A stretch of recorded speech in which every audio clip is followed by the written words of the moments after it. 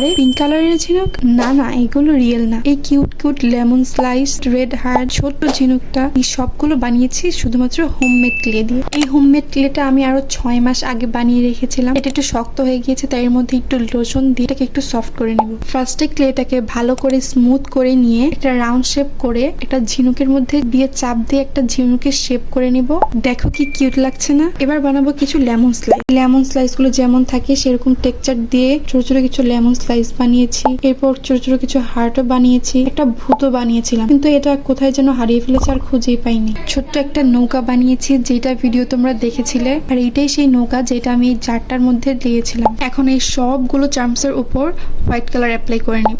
এরপর আমার চার্মসগুলোর উপর কালার করব। Cute cute heart, cute cute lemon slice আর ছোট্ট একটা ঝিনুক। এটার এর উপর ওয়াটার কালার নেল পলিশ দিয়ে একটু ভার্নিশ করে দিয়েছি। আর ওয়াটার কালার নেল পলিশ দেওয়া এটা শুকানোর পর কিছুটা রেজিনের মতো লাগছিল। দেখো তো কেমন হয়েছে আমার এই ছোট্ট ছোট্ট চার্মসগুলো।